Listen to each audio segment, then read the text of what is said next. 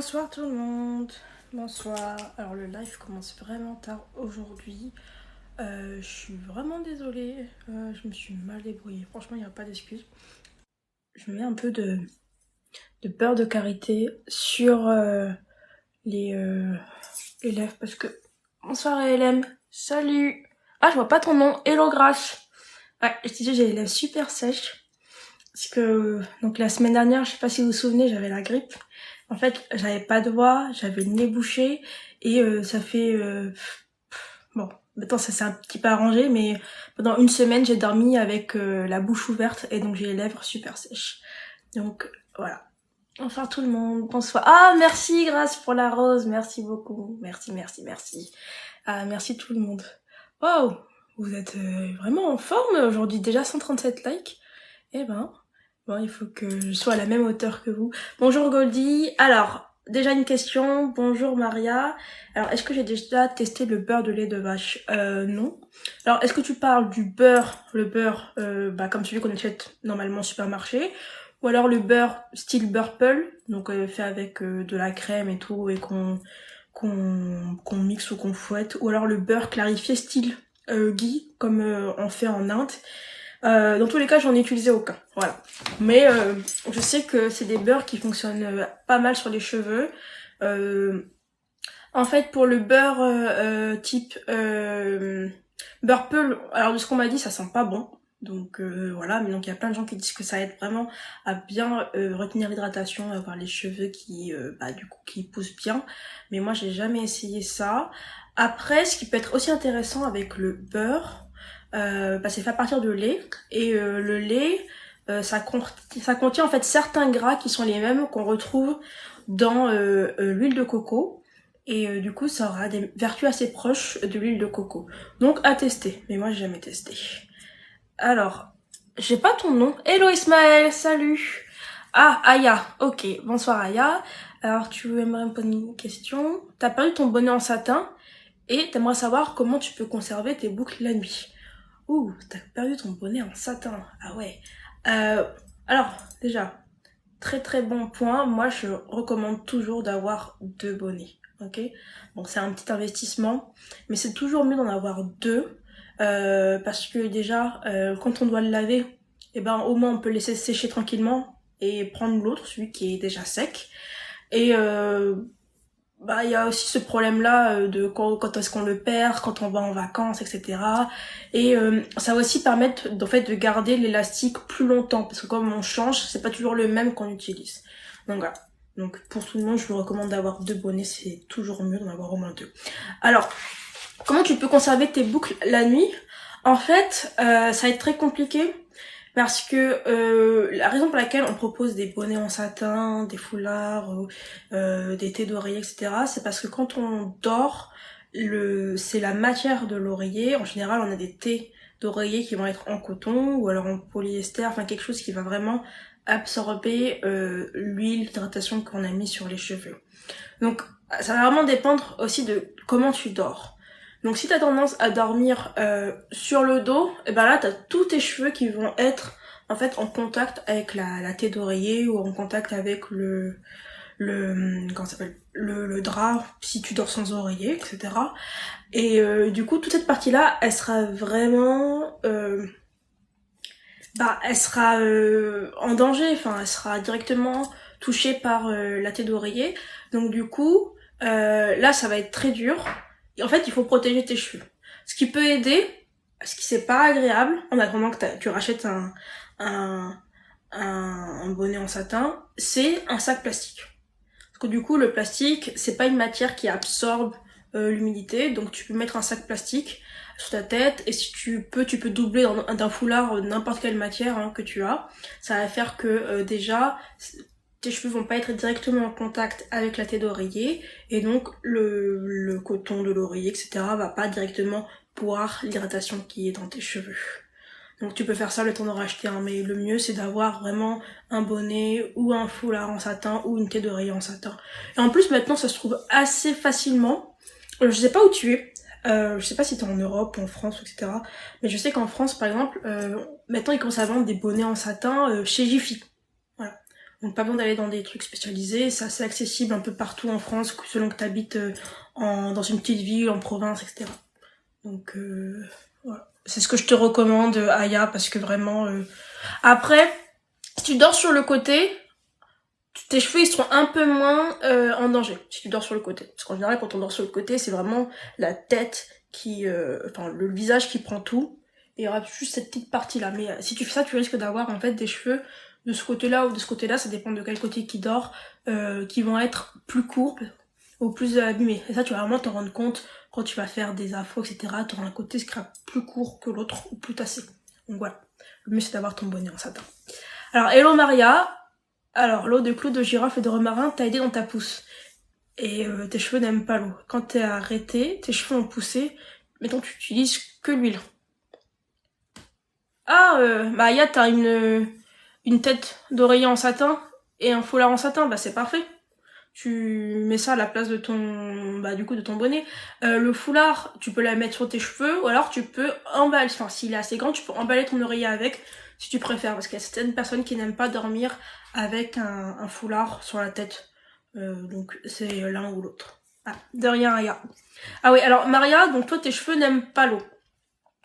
Alors, tu mets quoi maintenant? L'eau de clou de girofle et de romarin. Ah bah c'est de l'eau. Alors oui, tes cheveux n'aiment pas l'eau. En fait, ça veut dire quoi? Ça veut dire que peut-être que tu n'utilisais pas bien l'eau. Parce que l'eau, c'est vraiment l'élément incontournable pour rendre les cheveux crépus élastiques.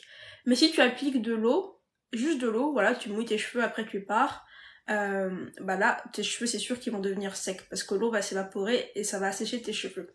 Donc ce qui compte, ça va être comment tu appliques l'eau. Donc est-ce que tu utilises quelque chose après pour sceller l'hydratation, pour faire en sorte que l'eau reste au niveau de tes cheveux. Et aussi, ça va dépendre de quelle eau tu utilises. Si tu utilises de l'eau du robinet, en général, la plupart du temps, c'est des eaux qui sont très dures. Et donc ça, c'est des eaux qui sont réputées pour abîmer les cheveux, pour affiner les cheveux, etc. Donc c'est peut-être aussi ça le problème, la qualité de l'eau que tu utilises. Donc si maintenant tu peux changer, prendre de l'eau de minérale, de l'eau filtrée, etc. c'est déjà un peu mieux que l'eau du robinet. Après, dernier point, c'est la fréquence à laquelle tu mouilles tes cheveux. Ça aussi c'est très très important. La fréquence et la durée. Donc est-ce que tu mouilles tes cheveux tous les jours? C'est pas forcément une bonne chose. Avant on disait que c'était bien de mouiller ses cheveux tous les jours, mais c'est pas forcément une bonne chose. C'est pas forcément utile non plus. Et en plus, en fait, ce qui se passe quand tu mouilles tes cheveux, c'est qu'ils vont se gonfler d'eau. Donc on va avoir ce côté très élastique, ils vont se gonfler d'eau, ce qui va faire que on va leur demander d'être plus grands, etc. Et si on leur demande de faire ça trop souvent, et ben ils vont perdre cette capacité à se gonfler, etc. Voilà. J'ai dit c'est élastique, bah c'est comme les élastiques, si on utilise trop longtemps un élastique, au bout d'un moment, il perd sa fonction élastique. Bah c'est pareil avec les cheveux, c'est ce qu'on appelle la fatigue hydrale. Et ça rend aussi les cheveux secs et cassants. Donc ça c'est peut-être tous les points qui faisaient que tu trouvais que tes cheveux n'aimaient pas l'eau. Donc quand tu mouilles tes cheveux, faut pas les garder mouillés trop longtemps non plus, et pas les mouiller trop souvent non plus. Okay, j'espère que c'était clair. Oh, j'ai eu plein de questions, j'ai pas suivi, je suis désolée. Alors, qu'est-ce qui t'a pas aidé, Maria? Ah, l'eau de clou de girofle t'a pas aidé dans ta pousse. Ah oui, mais de toute façon, l'eau de clou de girofle et de romarin, ça peut aider, en fait, pour faire pousser tes cheveux plus vite, mais ça peut aussi rendre tes cheveux secs. Donc si déjà tu trouvais que tes cheveux étaient secs, n'utilise pas des produits comme l'eau de clou de girofle et de romarin qui vont encore plus assécher tes cheveux. Si tu trouves que tes cheveux ils sont trop secs, essaye au lieu d'utiliser en fait de l'eau, d'essayer des produits qui sont humectants et émollients. Donc humectants qui permettent vraiment de retenir l'hydratation. Donc ça va être... il y a plein de produits qui sont humectants. Déjà, quand tu vas acheter une crème hydratante, dans la crème hydratante, tu auras des produits humectants. Le miel, l'aloe vera, l'urée, gel de lin, ça va être humectant, tout ce qui est sucré, sirop d'agave, etc. Bref, il y a plein de produits humectants que tu peux laisser sur tes cheveux pour les garder un peu plus doux. Donc ça, tu le remarques souvent quand tu vas l'utiliser dans des masques. En fait, dès que tu les mets sur tes cheveux ils commencent à devenir plus doux. Mais après, en général, quand on rince le masque ou alors juste quand on laisse sécher les cheveux, on perd ce truc, ce côté doux parce qu'on n'a pas bien forcément scellé l'hydratation ou alors parce que on avait un masque ou une crème en fait hydratante, leave-in, etc. avec trop de protéines. Donc ça, c'est des choses à prendre en compte. Donc essaye d'avoir des produits qui sont plus humectants, etc. Et scelle mieux l'hydratation avec des huiles qui sont non pénétrantes. Donc il y a l'huile de brocoli qui est non pénétrante, l'huile de germe de blé. Enfin, il y a plein d'huiles qui sont non pénétrantes. Là, ça me vient pas en tête, je suis vraiment désolée. Mais les beurres, c'est toujours mieux que les huiles pour former en fait un film protecteur autour de tes cheveux et vraiment pour bien sceller l'hydratation. Alors, Fatou, il y a environ 2 ans, tes cheveux d'en bas, donc je pense que tu parles de là, ils sont coupés très courts et ont repoussé, en très bonne santé et continuent à très bien pousser. Par contre, les cheveux de devant ne poussent pas. Alors, ils se sont coupés, c'est-à-dire ils se sont cassés ou c'est toi qui les as coupés? Alors, je vais un peu regarder en bas. Ah, merci, Olimélanine. Ouais, la glycérine, par exemple, c'est humectant. Faire attention, par contre, avec tous les produits humectants. Merci Goldie, merci beaucoup, merci, merci. Vous êtes trop gentil aujourd'hui. Je sais pas pourquoi vous êtes gentil comme ça. Vous êtes gentil tous les jours, hein. Non, c'est pas vrai. Vous êtes gentil tous les jours. Mais vraiment, merci beaucoup pour les cadeaux. Déjà 2 cadeaux, 2000 likes. Vous êtes trop gentils. Ok, ils se sont cassés. Ok, Fatou, tes cheveux, ils se sont cassés. Euh, et derrière, ça repousse en bonne santé. Et devant, ça pousse. Ça pousse pas du tout? Ah ouais. Alors, donc ça, c'est en fait... euh, ça peut être dû à plein de choses en fait. Ils se sont coupés, donc à cause de quoi? Est-ce qu'ils se sont coupés parce que tu les laissais libres? Par exemple, quand tu dormais, tu laissais tes cheveux détachés. Ça peut en fait générer de la friction qui fait que tes cheveux se sont coupés. Euh, Est-ce qu'ils se sont coupés parce que tu faisais des tresses trop serrées, enfin toujours la même coiffure, etc. Ou est-ce qu'ils se sont coupés parce que tes cheveux ont tendance à toujours être exposés au soleil? Bon, il y a plein de raisons qui font que peut-être qui peuvent expliquer pourquoi cette partie-là elle s'est coupée et pas cette partie-là. Ça j'en parle parce que c'est la première chose vraiment à savoir. Parce que là ce qui se passe c'est que tes cheveux en fait ils sont soumis à 2 régimes. T'as cette partie-là qui est exposée à quelque chose et cette partie-là qui est exposée à autre chose. Ok? Donc essaye de voir ce que tu fais dans ta routine, dans ta vie de tous les jours qui expliquerait pourquoi il y a une partie qui est exposée à des choses différentes et l'autre non. Parfois c'est tout simplement comme je dis, hein, tu dors et tu te couches sur le dos. Voilà. J'ai déjà encore remarqué qu'en se couchant sur le dos, il y a une partie qui est plus exposée ou pas, et peut-être que maintenant t'as changé, etc.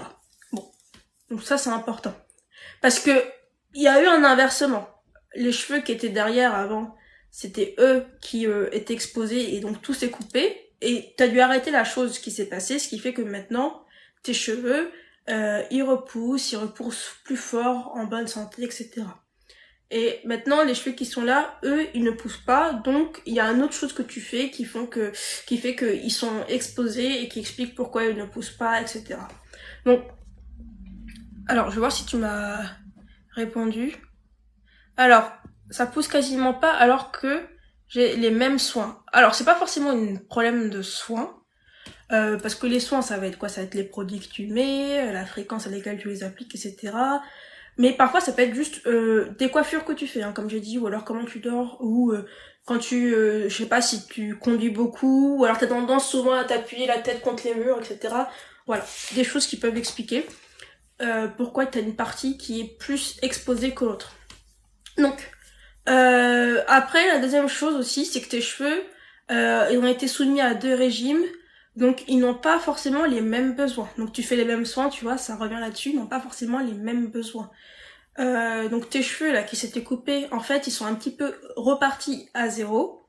Donc maintenant que tu fais des soins, etc., les nouvelles pousses, elles poussent et en fait, tu maintiens la bonne santé de ces cheveux-là parce que en fait, tu fais les soins. Et ceux qui étaient là, ils sont abîmés. Et comme ils sont pas repartis à zéro, parce que je pense que tu n'as pas coupé, et ben peut-être que t'as les dégâts qui étaient déjà là, des pointes abîmées, etc., qui restent et qui font que tes cheveux n'arrivent pas à pousser. Parce qu'en fait, quand t'as des cheveux qui sont abîmés, ils ont tendance à continuer à se casser continuellement, et ce qui fait que ils n'arrivent pas à pousser. Et le seul moyen de contrer ça, c'est de couper les pointes. Alors je te dis pas de te raser forcément la tête, mais vraiment de te couper les pointes. Mais après, c'est vrai que là, ta question, j'aurais besoin de plein d'autres, petits facteurs pour pouvoir te répondre en détail. Et peut-être même voir tes cheveux, ce serait un peu plus visuel pour moi et plus facile de te répondre. Du coup, je te propose de prendre rendez-vous avec moi pour un diagnostic capillaire. Le lien est dans ma bio. Voilà, tu sélectionnes les créneaux qui te convient et on en parlera deux à deux parce que là, il y a beaucoup de facteurs, il y a beaucoup de choses qui peuvent expliquer ça et là, je peux pas le dire. En fait, j'ai besoin de poser tellement de questions que là, j'arriverai pas à faire un diagnostic complet, surtout que tout le monde me pose des questions en même temps. Alors j'espère que voilà, t'es pas trop déçu, désolée. Alors N, comment bien hydrater les cheveux? Une crème à base d'eau, un spray c'est bien ou de l'huile? Ok. Et comment bien hydrater les cheveux, ça va vraiment dépendre de tes cheveux. Il y a plein de manières d'hydrater les cheveux. Il y a les crèmes à base d'eau. Il y a juste les sprays, il y a les gels à base d'eau, il y a les leave-in à base d'eau, etc. Bref. Mais bon, tout ce qui, en fait, c'est la chose que tu retrouves à chaque fois, c'est quoi? C'est que c'est à base d'eau. Donc, il y a les méthodes qui vont être plus adaptées en fonction de ta porosité. Par exemple, pour les personnes qui ont des faibles porosités, on recommande la méthode LCO, liquide, donc de l'eau, cream, donc une crème hydratante, et oil, donc de l'huile ou un beurre, pour bien tout sceller. Il y a des méthodes plutôt moins lourdes, par exemple gel oil, GO. Donc ça c'est souvent ce qu'utilisent les personnes qui ont des cheveux de type 3B, 3C, etc. Donc il y a plein de manières de faire et ça va vraiment dépendre de ton type de cheveux. LCO, LOC, gel oil, etc. Alors moi ce que je recommande, c'est de commencer petit à petit. Donc commence tout simplement avec le plus simple. De l'eau, tu mets de l'eau dans tes cheveux et tu mets de l'huile du beurre, ok? Si ça déjà ça marche pas, c'est que peut-être que tes cheveux ont besoin de quelque chose qui est plus lourd et qui a plus d'agents en fait humectants, d'agents qui vont retenir l'hydratation. Donc là, essaye avec une crème hydratante ou un gel hydratant comme tu préfères. Si ça non plus ça fonctionne pas, essaye avec quelque chose qui est encore plus lourd, là plutôt un leave-in. Parce qu'un leave-in, non seulement ça va hydrater tes cheveux, mais ça va aussi les conditionner et ça va les réparer parce que bref, il y a des protéines dedans. Et si en fait tout ça ne fonctionne pas, le problème c'est peut-être pas juste la partie où tu hydrates tes cheveux, mais c'est toute ta routine qu'il y a à revoir. Parce que souvent on pense que l'hydratation c'est juste le moment où je vais mettre de la crème dans mes cheveux, je vais mettre du leave-in, hop mes cheveux ils seront conditionnés, ils seront bien hydratés. Mais en fait l'hydratation c'est un long processus qui vient de tous les soins que tu fais, donc que ce soit les masques que tu mets, etc. Et surtout qui vient de la santé de tes cheveux. Parce que si tes cheveux ne sont pas en bonne santé, en fait, tu auras des petits trous dans la fibre capillaire. Il y aura plein de petits trous. Et donc, ce qui fait que quand tu vas essayer d'hydrater, ça sera pas retenu en profondeur et tout ce que tu mets, ça va s'échapper par ces petits trous. Ok? Donc vraiment, il faut s'intéresser à tout ce que tu fais, tous les soins. Et vraiment faire l'équilibre entre hydratation et protéines, parce que les protéines, c'est ça la partie qui maintient ta fibre capillaire en bonne santé et qui va en fait faire en sorte que ces trous, soit qu'ils n'existent pas, soit qu'ils ne deviennent pas trop gros, et pour les reboucher temporairement pour que tes cheveux arrivent à maintenir l'hydratation. Donc voilà.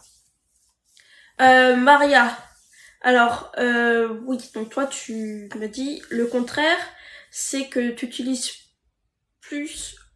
Ah, plus, pardon. Tu n'utilises plus l'eau simple, tu utilises des leave-in et tu utilises l'huile de clou de girofle.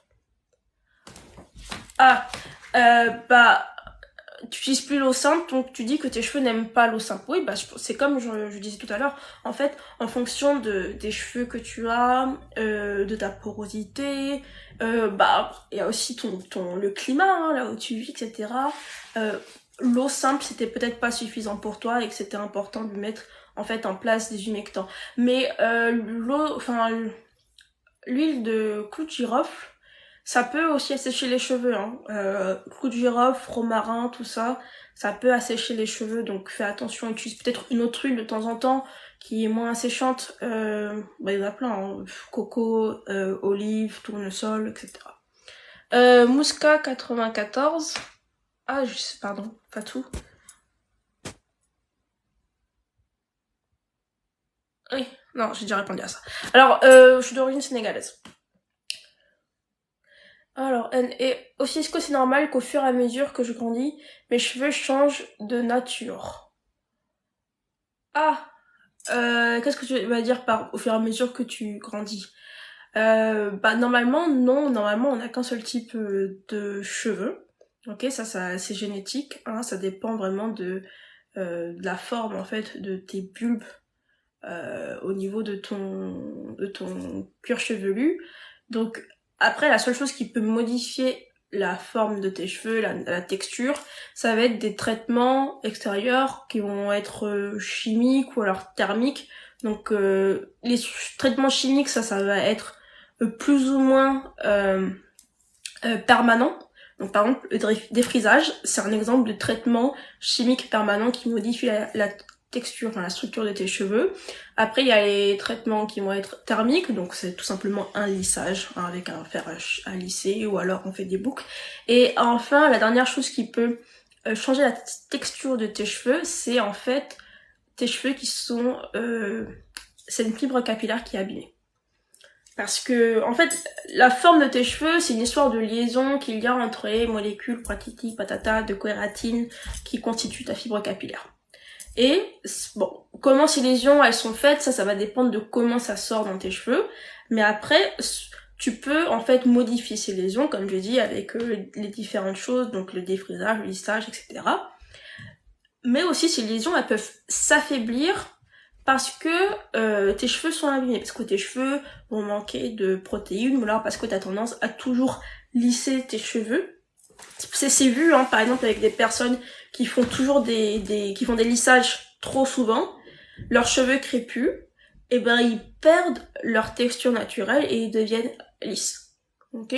Donc ça peut être aussi une raison pour laquelle ta texture, de cheveux, elle change. Donc normalement, elle devrait pas changer, à part si, voilà, tu fais trop de lissage.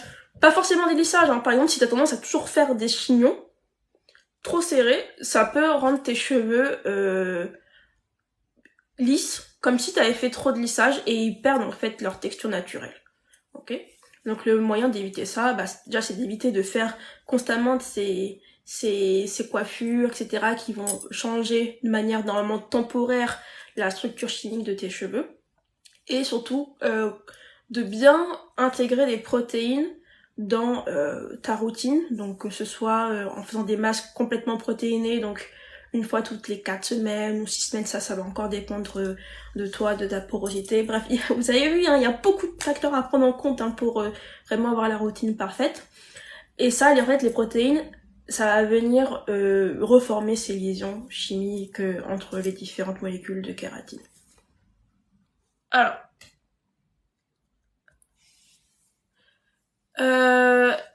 tu m'as dit, je préconise quoi pour maintenir la balance protéines, hydratation, pilori, cheveux crépus?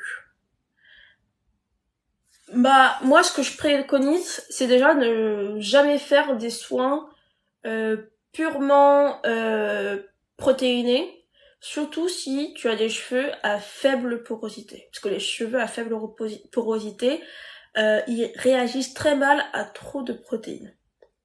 Donc, Je te conseille, surtout quand tu sais pas reconnaître en fait les besoins de tes cheveux, quand tu sais pas reconnaître quand est-ce qu'on a besoin d'un masque protéiné, quand est-ce qu'on a besoin d'un masque hydratant, etc. Le mieux, c'est de jamais faire des masques complètement protéinés et de faire toujours des masques qui sont hydratants et protéinés quand on fait des masques protéinés pour être sûr de pas avoir un problème d'overdose de protéines et de pas faire trop de masques hydratants non plus pour pas avoir un problème d'overdose d'hydratation, donc de fatigue hydrale. Alors, dans tous les cas, les masques du commerce qu'on vend pour les cheveux la plupart du temps, ils ont les deux. Ils ont à la fois des produits hydratants et à la fois des produits protéinés. Vous pouvez aller vérifier, hein, vous prenez le masque que vous prenez habituellement et vous regardez. Et s'il y a écrit, déjà il y a de l'eau dedans. Après il va y avoir des agents hydratants, donc ça peut être du miel, ça peut être de l'aloe vera, ça peut être de l'urée, glycérine. Donc si vous voyez ces choses-là, c'est-à-dire qu'il y a des agents hydratants. Et si vous voyez quelque chose qui s'appelle hydrolyzed nanana protein, c'est qu'il y a des protéines. Après il y a des masques, il y en a, hein, des masques pour les cheveux qui sont sans protéines. Par exemple les Air Food de Garnier. Ce sont des masques pour cheveux sans protéines. Voilà. Donc là, ça va être des masques purement hydratants. Donc, si vous faites vos masques tout seul, et ben vous-même, voilà, des masques maison, là, il faut du coup choisir les bons ingrédients. Donc quand on veut faire un masque hydratant, on va prendre des produits hydratants. Donc c'est les mêmes, hein, c'est aloe vera, miel, urée. Enfin urée ça se trouve pas facilement. Acide hyaluronique ça se trouve pas trop facilement non plus. J'ai dit miel, mais en fait c'est tout ce qui est sucré. Donc sirop d'agave, mélasse aussi, ça va fonctionner. En fait en général tous les sucres de fruits, donc c'est pour ça que masque à la banane, ça va être un masque plutôt hydratant. J'ai parlé de la glycérine, je pense. Bref, tout ça, ça va être des agents hydratants qu'on peut mettre pour faire un masque hydratant. Après, à ça, on peut rajouter des éléments protéinés. Donc, bon, il y a ce débat après, qu'est-ce qui est vraiment protéiné ou pas. Donc, on va parler de ce qui est vraiment protéiné, donc directement des protéines qui ont été hydrolysées, qu'on peut trouver en petits flacons. Protéines de soie, protéines de riz, parfois il y a aussi des protéines de blé ou alors phytokératine, bref, tout ça qu'on ajoute en petite quantité toujours dans son masque, ok. Et après tu peux, si tu trouves pas ces protéines-là, tu peux prendre des protéines qui sont pas des vraies protéines pour les cheveux. Je mets des guillemets parce que ça c'est un débat dans la communauté afro, moi je n'adhère pas trop à ça, hein. Donc certaines personnes disent que il faut que les protéines soient hydrolysées pour qu'elles aient un vrai impact. D'autres personnes disent que non. Donc c'est pour ça que je mets des guillemets. Mais bon, tu peux prendre des protéines que tu retrouves dans ta cuisine. Bah, l'œuf, ça c'est des protéines vraiment à l'état pur. Tout ce qui est riz. Alors grâce, je pense que tu pourras confirmer. Le masque à base de riz, l'eau de riz, etc. c'est très protéiné. Après, où est-ce qu'on peut trouver des protéines? Bon, alors ça, c'est pas vraiment des protéines, mais c'est des agents qui vont être très fortifiants, comme l'aîné, qui est très fortifiant, l'ortie, qui est très fortifiant. Bref, il y a plein de choses qu'on peut trouver qui auront en fait un impact protéiné. Et donc, quand tu vas faire ton masque, pour vraiment garantir cet équilibre hydratation-protéine, eh ben, je te conseille de mettre un petit peu d'hydratation et un petit peu d'agents protéinés. Ok?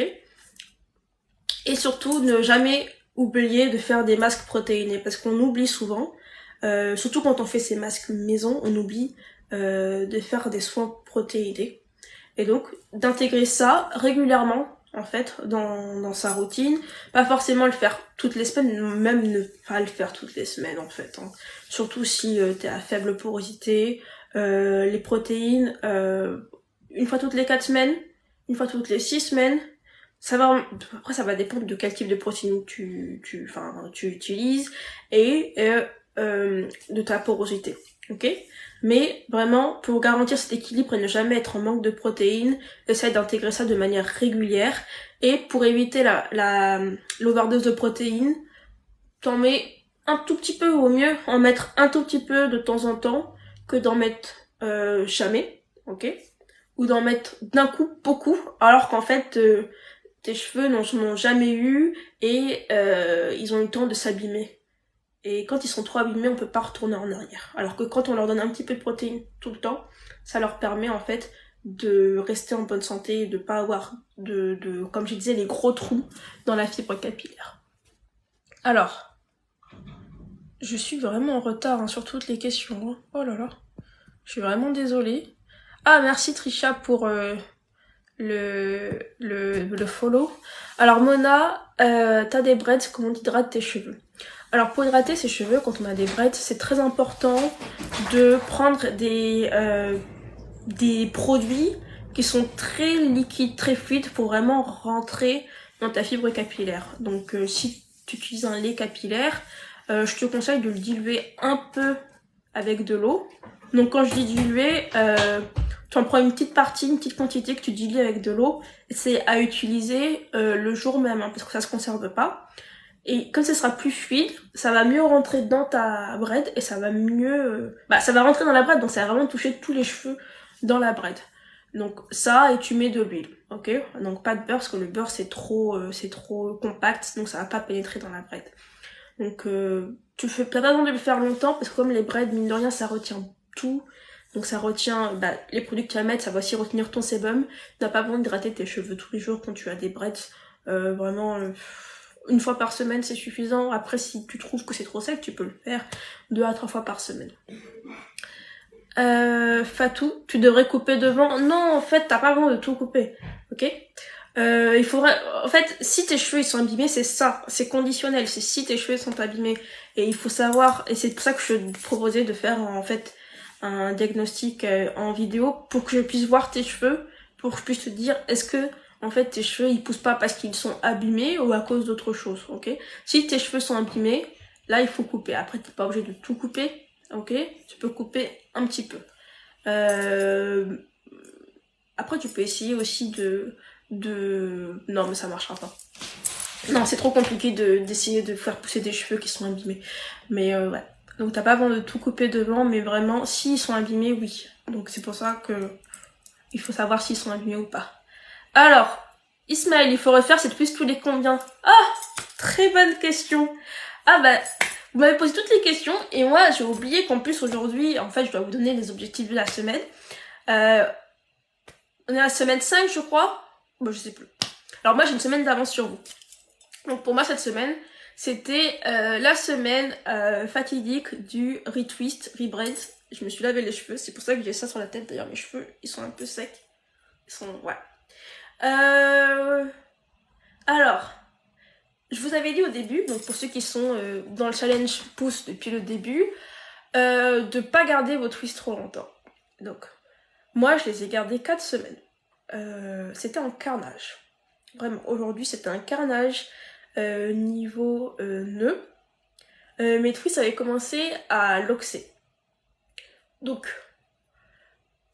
2 semaines, franchement, c'est le nom, enfin, c'est la durée parfaite. 3 semaines si vraiment, voilà, y a pas le choix, mais je vous déconseille pendant le challenge mini twist d'aller au-delà de 4 semaines. Surtout si vous ne savez pas comment démêler et comment défaire des gros nœuds en douceur. Alors, moi, j'ai défait mes nœuds. Donc, bon, ça m'a pris beaucoup de temps, mais je l'ai fait parce que, voilà, j'ai les techniques. Et du coup, j'ai filmé une partie de ce démêlage de l'extrême. Et je vais le mettre sur mon YouTube. Ok? Comme ça, vous verrez comment faire si vous avez fait comme moi et que vous avez gardé votre twist 4 semaines.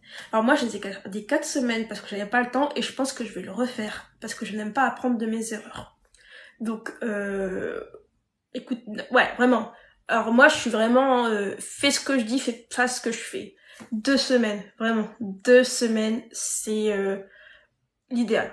Sinon, vous allez avoir plein de nœuds, et plein de nœuds, ça met à quoi de la casse, et en fait, pas de rétention de longueur. Et on fait le challenge mini pour retenir de la longueur.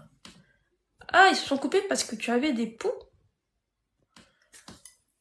Alors, est-ce que les poux, ça peut couper les cheveux? Ah, c'est une très bonne question, ça. Ah, ça, je sais pas du tout. Ah, Fatou, tu sais pourquoi? Ok. Super. Cyranie, à base d'agents humectants. Ah oui, oui, oui, c'est ça.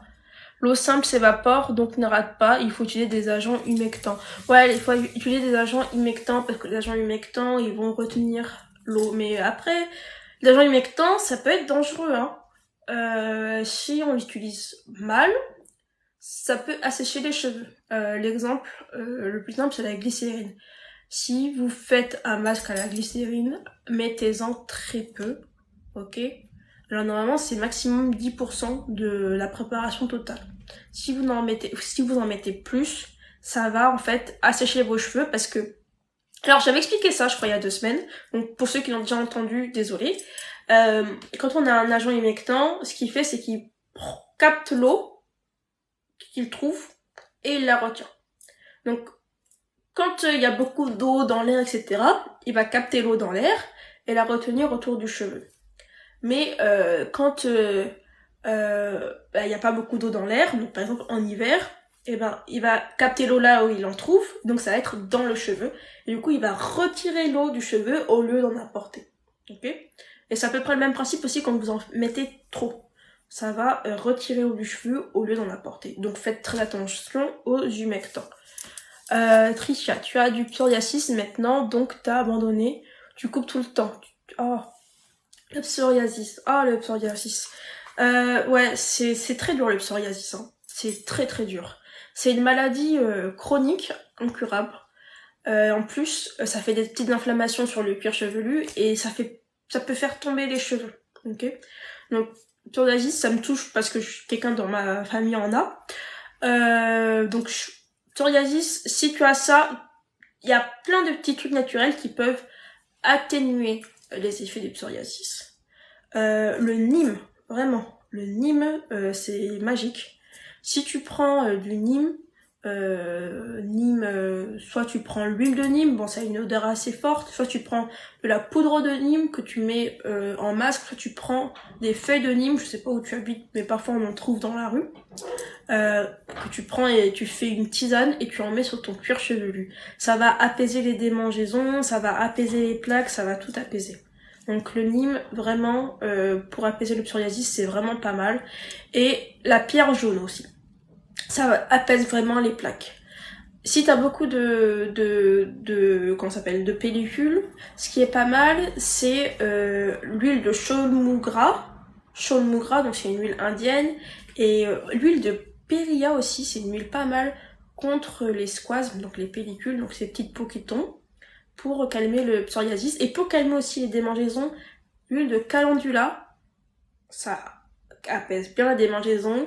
Et l'aloe vera aussi, ça calme bien les démangeaisons.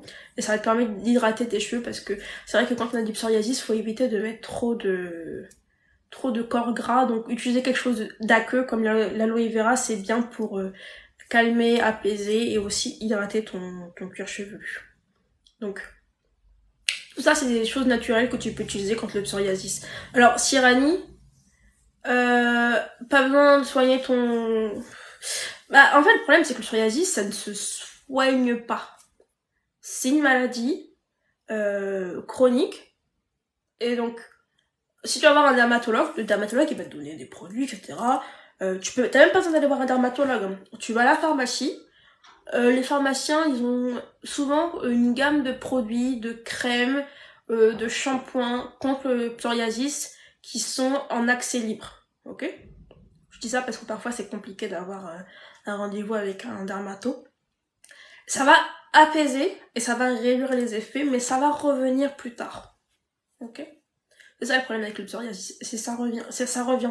Et en plus, souvent, les shampoings anti-psoriasis, etc., c'est des shampoings qui sont super agressifs et ça risque d'assécher tes cheveux. Donc si tu essaies de faire pousser tes cheveux, etc., tu peux avoir ce problème-là. Mais voilà. Si tu cherches des solutions naturelles, le Nîmes, hein, vraiment Nîmes sous toutes ses formes, ça c'est le truc qui marche le mieux hein, par rapport à la personne dans la famille qui a du psoriasis. Et la pierre jaune. Voilà. Bon, la pierre jaune, ça coûte un peu cher, hein, vraiment. Ça coûte un peu cher, mais avec ça, la personne dans la famille qui a du psoriasis peut rester plus d'une semaine sans avoir de démangeaison. Voilà. Alors, ouais, si Rani t'as dit ça, la pierre jaune. Ouais, c'est du soufre, donc pierre jaune, ou alors shampoing au soufre aussi. Enfin, savon en- au soufre. Pierre jaune, il y en a sur internet. Alors, si tu tapes pierre jaune sur internet, tu vas trouver les vendeurs. Il y en a deux. Il y en a un qui s'appelle By Sibylet. Et il y en a un autre, j'ai oublié le nom. J'ai oublié le nom. Mais après, ça se trouve beaucoup en Afrique de l'Ouest. Donc si tu as de la famille qui va en Afrique de l'Ouest, Sénégal, Mali, etc., ils peuvent en trouver, enfin, Sénégal, Mali, Côte d'Ivoire, ils peuvent en trouver au marché là-bas. Et ça coûtera bien moins cher.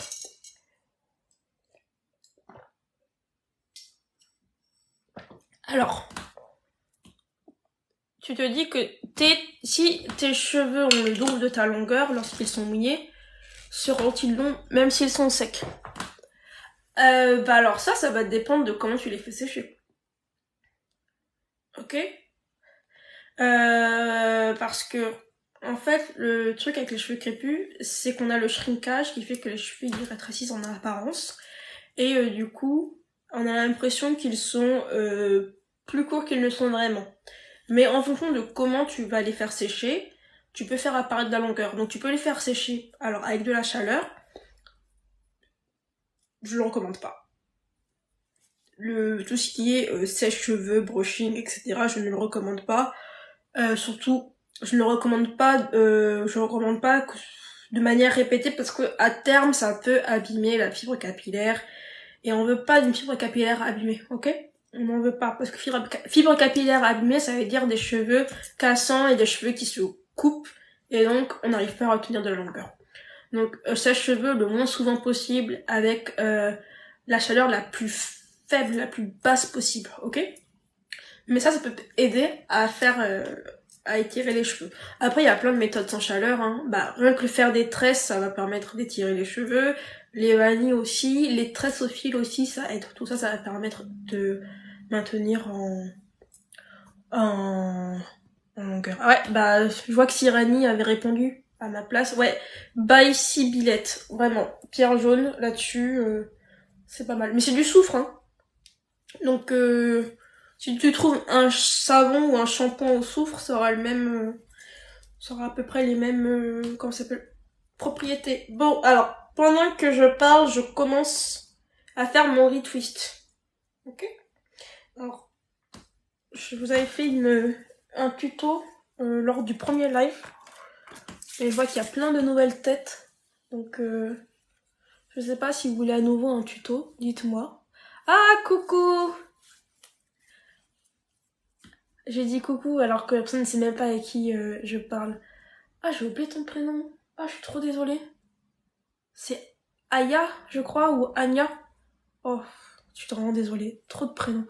Euh, Nessou, tes cheveux ne poussent plus. Est-ce qu'il y a des solutions? Bah oui, toujours des solutions pour les cheveux qui poussent plus. Déjà, pourquoi ils poussent plus? Donc, est-ce que t'as un début d'alopécie, de calvitie, etc. Ou c'est juste que tes cheveux, ils sont courts? Ou alors, enfin, courts. Ils arrivent là, au niveau de la pliure du cou, et t'arrives pas à aller plus loin. Donc aussi, c'est ça, c'est autre chose. C'est que c'est pas du tout un problème physiologique, c'est pas un problème de santé. La plupart du temps, quand les cheveux ne poussent plus, c'est un problème de manipulation. C'est-à-dire que, vous voyez, ça c'est 4 semaines de twist, donc j'ai plein de cheveux morts qui tombent. Et pourtant, j'ai démêlé et là, j'en ai plein. Alors, c'est un problème de manipulation. Tes cheveux vont se casser parce que tu les manipules mal. T'as tendance à être trop dur au moment du démêlage, au moment du coiffage, etc. Et aussi, un problème, j'ai dit manipulation, mais c'est pas que de la manipulation. Tout simplement, si tes cheveux sont secs, et qui sont pas assez élastiques, tes cheveux vont se casser. Donc tout ça, en fait, ça va faire que tes cheveux ne poussent plus, ok? Donc, la solution principale, c'est revoir comment tu t'occupes de tes cheveux. Alors, faut toujours commencer par l'hydratation. La première chose à faire, parce que tant que tes cheveux ils seront pas bien hydratés, eh ben ils continueront à être cassants, à être beaucoup plus durs quand tu vas les coiffer, etc. Et du coup, bah, s'ils sont durs, tu vas faire de la casse. Et si tu fais de la casse, bah, tu vas pas faire de la rétention de longueur. Parce que c'est ça le problème. C'est un problème de rétention de longueur. Ok? Donc, première chose à faire, c'est trouver les bons produits, la bonne routine qui fonctionne sur ta tête, sur tes cheveux, pour faire en sorte que tes cheveux ils soient doux et hydratés. Une fois que tes cheveux sont doux et hydratés, essaye de revoir comment tu manipules tes cheveux, quand tu te coiffes. Regarde les cheveux qui tombent. Est-ce que tu en as beaucoup qui tombent? Et est-ce que c'est des petits morceaux de cheveux ou de longs cheveux? Si c'est des longs cheveux, ça peut être, c'est de la chute. Donc la chute, la plupart du temps, c'est normal. Par contre, si c'est des petits morceaux, c'est de la casse.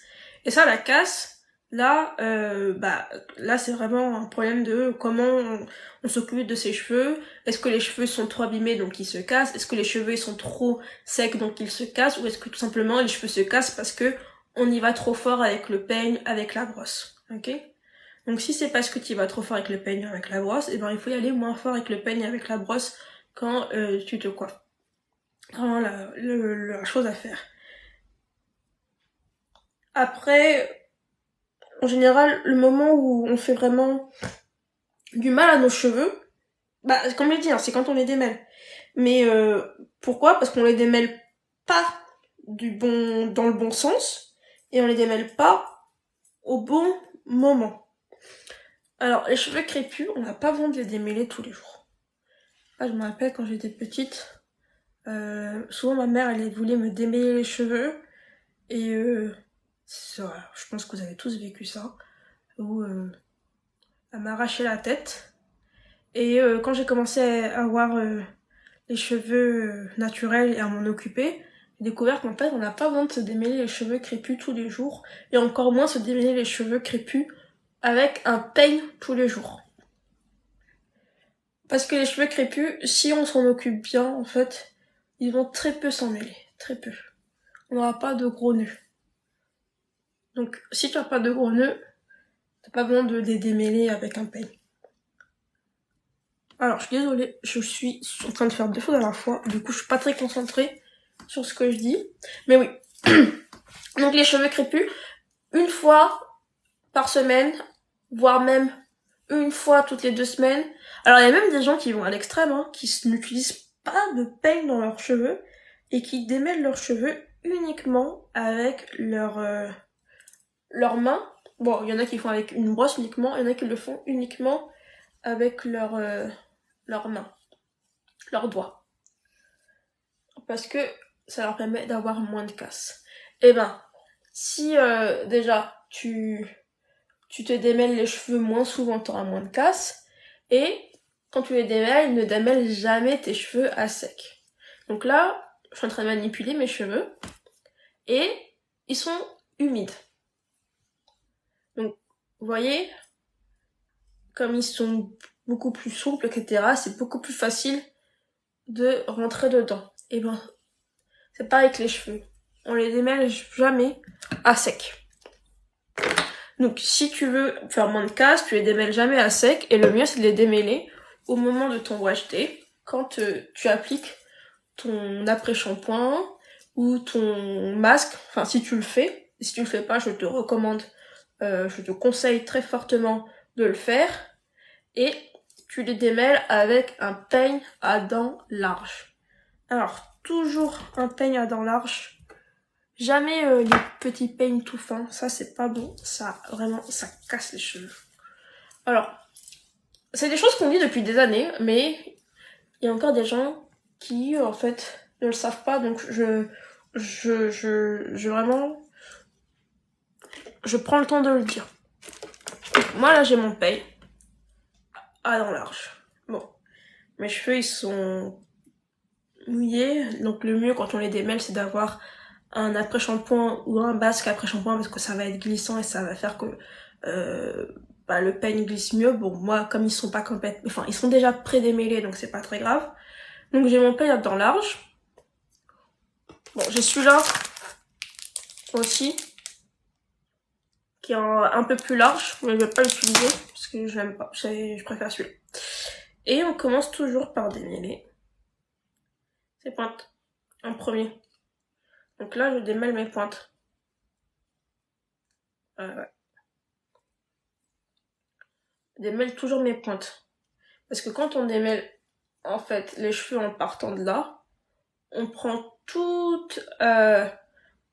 les nœuds, tous les cheveux tombés, et on les amasse ensemble. Et plus on va sur la longueur des cheveux, et plus on amasse de cheveux ensemble, et plus on fait un super méga nœud qui sera quasi impossible à enlever. Donc on commence déjà par enlever les nœuds qui sont là, et alors j'avais une expression en tête mais j'ai oublié. Voilà. On dégage la route. Voilà, on dégage la route comme ça. Quand on enlèvera les nœuds qui sont plus hauts, bah, il n'y aura pas d'autres nœuds en fait sur le chemin qui vont encore plus s'emmêler avec eux. Donc, je démêle les pointes et après je commence à démêler un peu plus haut. Donc voilà. Ça, c'est vraiment la base. Hein. Ce démêlage comme ça, en douceur, c'est la base pour limiter la casse. Donc si tes cheveux sont bien hydratés, comme j'avais dit la partie 1 c'est hydratation, si tu les démêles le moins souvent possible, et quand tu les démêles, tu le fais en douceur, jamais sur cheveux secs, des cheveux avec un agent qui va être démêlant, comme un après-shampoing, ou un masque, ou alors si tu fais des choses maison, y a plein de gels maison qui vont te permettre de démêler tes cheveux. Moi par exemple, aujourd'hui je les ai démêlés avec de la crème de fenugrec. Il y a la crème de maïzena, gel de lin, gel d'avoine, il y a plein de choses franchement. Tout ce qui est un peu visqueux, hop, gel de gombo. Tiens, j'avais oublié le gombo. Bah, ça va démêler les cheveux. Et ben une fois que c'est bon, que tu commences à faire ça, tu vas peut-être commencer à avoir plus de longueur dans tes cheveux, ok? Vraiment. Ah oui, et surtout, le meilleur truc pour, en fait, moins faire de casse quand on démêle ses cheveux, c'est d'avoir moins de nœuds. Donc évite les nœuds. Bah ça c'est en essayant de faire le plus souvent possible des tresses quand tu vas dormir. Voilà, tu sépares tes cheveux en sections, etc. Ah oui, les sections. Les sections très important. Toujours travailler sur ses cheveux en sections. Bon, j'espère que ça a été très clair. Et les masques à la mayonnaise. Alors, les masques à la mayonnaise, est-ce que tu parles des masques air mayonnaise? Ouais, c'est des masques protéinés. C'est des masques protéinés, très protéinés. Donc ça peut être une bonne alternative aux masques fait maison pour faire des masques protéinés. Bah alors les protéines en poudre que les sportifs mettent dans les... Ouais, bon ça coûte cher hein. Mais c'est la même chose, c'est des protéines hydrolysées. Donc si tu achètes des protéines en poudre pour faire un shake, bah en fait techniquement ça pourrait marcher dans tes cheveux mais t'en mets pas beaucoup parce que sinon tu peux avoir une overdose de protéines. Ouais, Moringa et spiruline c'est pareil. Alors, je suis encore super en retard sur les questions, hein, je suis désolée. Ouais, je t'ai répondu du coup les masques à la mayonnaise. Si tu parles du air mayonnaise, c'est pas vraiment à la mayonnaise, mais ouais, c'est un masque ultra protéiné. Donc si vous avez acheté ce masque, bah ça vous fait votre soin protéiné, mais bon après pas besoin de le faire toutes les semaines. Hein. Si vous avez une faible porosité, une fois toutes les 4 à 6 semaines, c'est déjà pas mal. Et si vous avez une forte porosité, toutes les 2 semaines, grand max. Toutes les 2 semaines, après 3 semaines, 4 semaines. Voilà, c'est suffisant. Mimi. Ah, coucou Mimi. Alors, est-ce que je me verrais enseigner tout ça dans une école de coiffure? Ouais, pourquoi pas. Attendez, j'allume la lumière. Alors, pour ceux qui ne me connaissent pas, moi déjà de base je suis prof, donc enseigner c'est un peu, voilà, le truc que je fais tous les jours, c'est pour ça que vous voyez, je suis en train de, voilà. Donc moi je suis prof. Donc enseigner c'est pas un problème. Après dans une école de coiffure, le seul problème c'est que est-ce que j'ai la légitimité pour? Ouais. Parce que comme je suis pas coiffeuse, etc. Est-ce qu'on va bien m'accueillir? Mais bon, si on me propose, ouais, pourquoi pas. Alors, vous avez vu tous les cheveux que je suis en train de perdre? Je sais pas si vous voyez. Le cheveu là, il y a plein de cheveux qui tombent. Ça, c'est 4 semaines de cheveux morts qui tombent. Et c'est ces cheveux morts, là, que vous voyez. Je sais pas si vous voyez mieux, là, il y en a plus. Ouais. Juste dans cette section-là, il y a tout ça qui vient de tomber. Ce sont ces cheveux morts-là qui, en fait, tombent et qui s'en mêlent et qui font cet aspect un peu loxé des vanilles quand on les garde trop longtemps.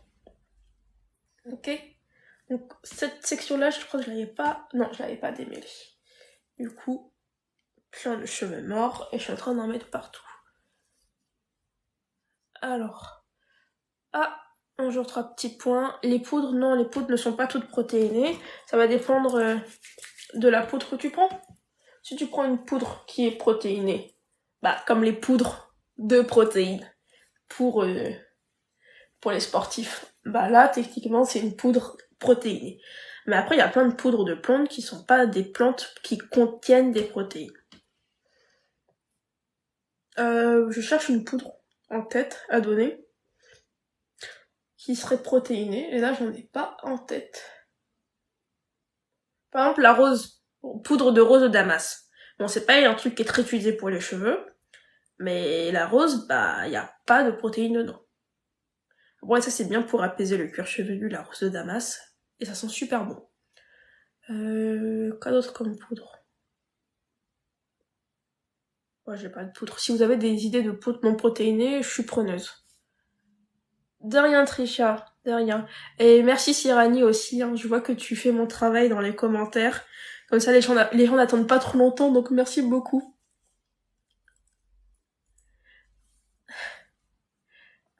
Ismaël. Alors, Trisha, il y a beaucoup de controverses. Lui, il ne retient pas l'hydratation. Oui, il y a beaucoup de controverses. C'est compliqué tout ça, hein. Franchement, même pour moi, c'est compliqué tout ça. Donc j'imagine que pour vous, c'est encore plus compliqué parce que si déjà vous ne connaissez pas bien. Alors lui, je vais un peu brosser parce qu'il a vraiment beaucoup de cheveux morts. Si vous connaissez pas bien tous ces trucs-là, ça va être encore plus compliqué. Bon, alors, moi je vais vous dire ce que j'en pense. Quand il y a une controverse, si ça marche pour vous, bah continuez comme ça et puis c'est tout, hein. Faut pas se casser la tête parce que dans les gens qui donnent des conseils sur les cheveux, des gens comme moi, hein, ça va être des gens qui n'ont pas de formation dans les cheveux, ok? Des gens qui sont même pas à minima coiffeurs ou quoi.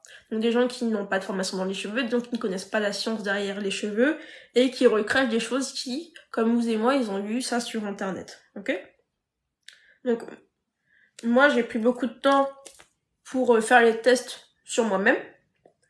Bon, de temps en temps, quand j'ai le temps, je vais lire des articles scientifiques. Bon, c'est pas tellement accessible à tout le monde, les articles scientifiques. Donc, de temps en temps, j'essaie de lire les articles scientifiques sur ah oui, on a fait un test sur tel produit, etc. Pati patata. Mais voilà. Donc, il y a beaucoup de controverses. Beaucoup de controverses. Et ben, si ça marche sur vous, bah voilà, bah faites-le. Parce que ce qui compte, au final, c'est pas de faire le truc parfait pour ses cheveux. Ce qui compte, au final, c'est que on ait les cheveux qu'on veuille avoir. Donc si en faisant ce truc qui est controversé, vous avez les cheveux que vous voulez avoir, ben c'est que ça, voilà, c'est tout ce qui compte. Ok? Donc si on vous dit faut pas utiliser d'huile minérale, mais vous en utilisez et ça vous convient, bah vous en utilisez. Enfin vous continuez et puis c'est tout. Faut pas se casser la tête. Franchement, c'est que des poils. Voilà. C'est que des poils. Moi, j'ai fait des tests sur mes cheveux. Il y a marqué que l'huile, de l'eau, de l'huile et du beurre, c'est tout ce qu'il me faut pour retenir l'hydratation. Et quand je dis retenir l'hydratation, c'est que mes cheveux, ils sont doux, ils sont malléables, ils sont bien élastiques pendant un petit moment, quoi, pendant... Ça dépend des fois, mais ça fait pendant au moins une semaine, parfois même plus. Là, par exemple, bon, j'ai un petit peu abusé. J'étais malade, donc j'ai pas hydraté mes cheveux pendant 2 semaines. Bah, comme j'avais fait mon hydratation habituelle, et qu'en plus j'étais en coiffure protectrice, donc en coiffure protectrice, le sébum il remonte bien, bah mes cheveux, il y avait que les pointes qui vraiment étaient un peu sèches. Bon, la partie la plus importante. Et voilà, vous voyez bien que ce qui compte, c'est est-ce que si vous, quand vous le faites sur vos cheveux, ça fonctionne, sachant que chaque cheveu est vraiment différent. Il y a des gens qui ont besoin de mettre des produits tous les 2 jours. Bon, tous les 2 jours, ok. Il y a des gens qui disent que eux ils se lavent les cheveux 1 fois par mois. Bon, si ça marche, ok. Bah, vous faites des tests. On fait des tests, on regarde ce qui fonctionne sur nos cheveux, et une fois que ça fonctionne, on le note, hein, parce que moi j'ai fait plein de tests et j'ai oublié plein de choses, donc notez-le. Hein. C'est peut-être bête à dire, mais c'est très important. Et vous faites votre propre routine. Voilà. Alors, Black Star. Alors, j'arrive pas du tout qu'avec la main, du coup, je fais les deux. Ah, alors, je suis désolée, je sais pas du coup de quoi tu parles. Est-ce que tu peux reposer la question? ELM, j'utilise quelle huile? Ah ben, j'ai encore changé d'huile. Alors, bon, c'est écrit pépins de raisin, mais c'est de l'huile d'olive. J'ai pris cette vieille bouteille d'huile de pépins de raisin et j'ai mis de l'huile d'olive dedans. Parce que comme ça, en fait, j'ai acheté mon huile d'olive pour cuisiner, j'en ai mis dedans comme ça, hop, c'est séparé et je mélange pas. Parce que je trouve que quand même, dans certains magasins, on vend des petits flacons d'huile d'olive de cette taille-là, de 100 millilitres à 5 €, alors que le litre, bon, ça coûte plus 5 € maintenant, mais le litre d'huile d'olive a coûté quoi, 6 €. Donc on a 10 fois plus pour le même prix. Voilà. Donc c'est pour ça que je préfère acheter le grand litre que j'utilise pour cuisiner, j'en mets une partie de côté. Donc moi, l'une de mes huiles préférées pour les cheveux, c'est l'huile d'olive. En termes de qualité, d'effet sur mes cheveux et de rapport quantité-prix. Donc là, c'est l'huile d'olive. Après, bon, c'est dans une huile, enfin dans une bouteille de pépins de raisin, parce que l'huile de pépins de raisin, c'est aussi une huile que j'aime beaucoup pour mes cheveux, qui est très adoucissante. Franchement, ça rend vraiment mes cheveux doux, donc j'aime beaucoup utiliser en bain d'huile. En plus, c'est une huile régulatrice du sébum, donc c'est très intéressant pour le visage, mais aussi pour les personnes qui ont des problèmes de cuir chevelu trop gras. Alors, Seina. Oh. Alors, comment retrouver de la densité? Ok. Alors, déjà, je vois que dans ta question, t'as dit retrouver. Donc, je pense que tu en avais avant. Donc, si je me trompe pas, tu me diras hein, dans les commentaires, je suis désolée, mais j'ai vraiment, vraiment beaucoup de retard sur les questions. Je suis vraiment désolée, donc peut-être que je verrai ça trop tard. Si tu avais avant de la densité et que tu en as perdu, c'est qu'il y a quelque chose que tu as fait, quelque chose qui s'est passé, qui fait que maintenant tu en as plus. Alors je dis quelque chose qui s'est passé parce que c'est pas forcément de ta faute. Ça peut être une maladie, ok? Ça peut être une maladie, ça peut être des médicaments, ça peut être plein de choses, ok? Donc essaye déjà d'identifier la raison pour laquelle tu as perdu de la densité. Parce que si tu commences à mettre des choses en place et que tu sais pas pourquoi tu as perdu de la densité, ça va être le serpent qui se mord la queue, tu vas pas vraiment avancer. Donc, pour trouver de la densité, en fait, ce qui compte vraiment, c'est de venir stimuler tes follicules pives. Il faut que tes follicules, tes bulbes, ils soient stimulés pour que ils recommencent à travailler, parce que souvent quand on perd de la densité, c'est parce que y en a qui, en fait, ils sont en train de dormir, ok? Des follicules qui avant fabriquaient un cheveu, bah, qui s'est mis à dormir parce que soit il a été agressé, soit parce que il a plus qu'il faut pour travailler. Donc, il faut les restimuler pour qu'ils recréent des cheveux. Et ça, cette stimulation, alors, si déjà t'as pas de problème de santé, hein, ok, cette stimulation, ça va se faire en fait en activant la circulation sanguine au niveau du cuir chevelu. Ça se fait par des massages crâniens, ça se fait aussi par des produits qui vont être stimulateurs de pouce, donc c'est pas le mot que je cherchais, mais des produits qui vont améliorer la circulation sanguine, des produits qui vont vraiment réveiller tes bulbes, parce que ça va picoter, etc. Il y en a plein. Il y en a plein. Ok? Mais c'est vraiment important d'appliquer ça sur le cuir chevelu pour que il y ait un réel impact du produit. Donc, regarde si t'es pas malade, un truc comme ça. Applique les bons produits sur ton cuir chevelu. Merci beaucoup, merci beaucoup pour la rose, merci. Applique les bons produits et fais des massages. Alors, quels produits? Ça peut être des huiles. Huile de ricin, huile de moutarde, huile d'amla, huile de nigel. Ça peut être des huiles essentielles, menthe poivrée, romarin. Enfin, les trucs qui sont à la mode maintenant, c'est ça, c'est romarin, clou de girofle, très à la mode. Après, ça peut être... il y a l'huile d'orange, pamplemousse, il y en a plein.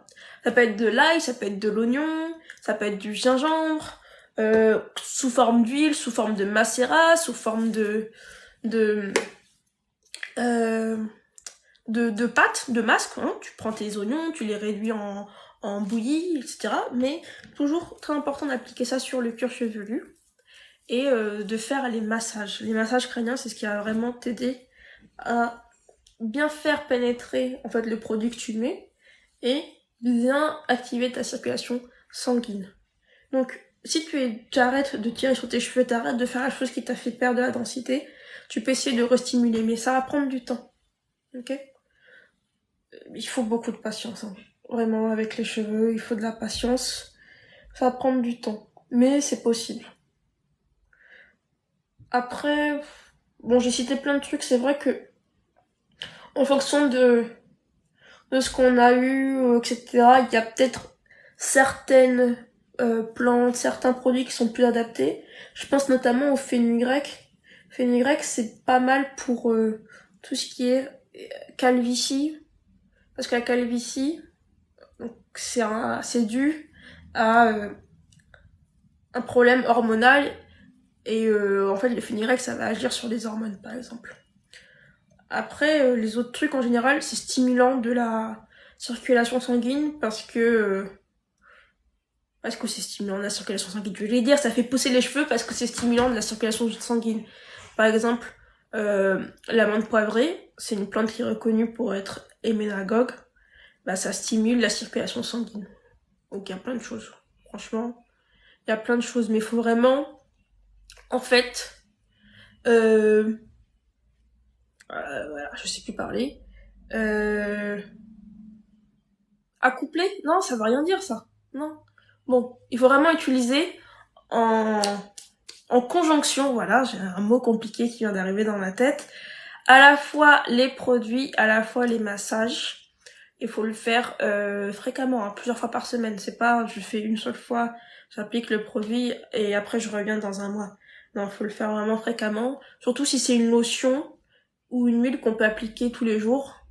C'est plus intéressant que par exemple une pâte à base d'oignons qu'on peut mettre que juste avant le shampoing parce que ça a quand même une odeur assez forte. Merci beaucoup Nati pour le live. Moi, je mets quoi sur mes cheveux pour les hydrater, du coup, pot-au-feu Renzo? Ouais, c'est vrai, je l'ai dit, je mets de l'eau, de l'huile, du beurre. Donc, de l'eau. Voilà, mes cheveux sont déjà mouillés. Bon, en ce moment, vous allez comprendre pourquoi je rigole. En ce moment, je mets du gel de cuit. En fait, je le fais parce que comme je fais ouais, j'ai recité le gel de cuit pour ceux qui sont là depuis le début. Vous comprenez maintenant pourquoi je rigole.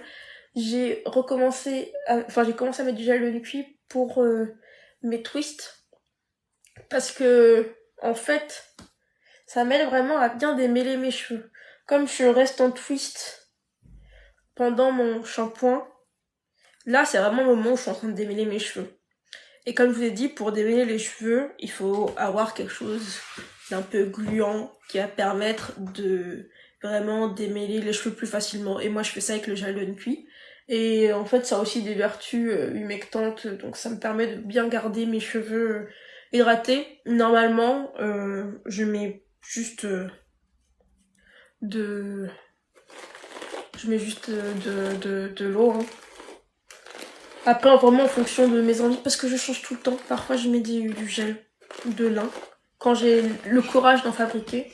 Mais sinon, c'est voilà, de l'eau, de l'huile d'olive, ou de l'huile de coco, ou de l'huile de tournesol. Franchement, quand j'ai rien, je vais dans la cuisine, je regarde, et puis je prends quelque chose. Ah, de rien, Seina. Alors, tu as l'impression que tes bains d'huile ont affiné tes cheveux? Toutes les semaines, ricin, puis huile d'olive. Alors normalement, les bains d'huile, ça affine pas les cheveux. Mais après, moi, je vais pas mentir, l'huile de ricin, c'est pas une huile que je recommande en général. C'est une huile qui est quand même très difficile d'utilisation. Elle est très lourde, donc ça peut très vite créer un problème d'engorgement et donc nécessiter une clarification. Mais du coup, en plus, ouais, si t'en prends trop, tu peux peut-être avoir d'autres problèmes.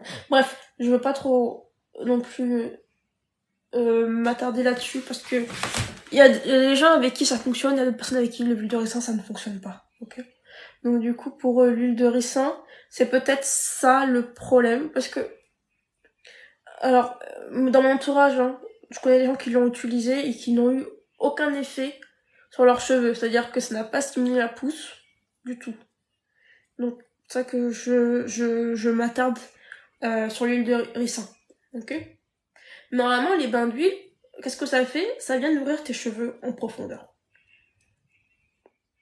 Donc, du coup, enfin, ça peut être dans la fibre capillaire et ça met plein d'huile. Bon, j'exagère, mais ça vient vraiment nourrir tes cheveux en profondeur. Et du coup, comme ton cheveu, il est nourri, il retient mieux l'hydratation, il est moins sensible aux agressions extérieures, que ce soit l'agression du shampoing, hein, parce que le shampoing, ça reste quand même quelque chose d'agressif pour les cheveux, ou alors l'agression de l'eau, etc. Bref, ça fait tout ça, le bain d'huile.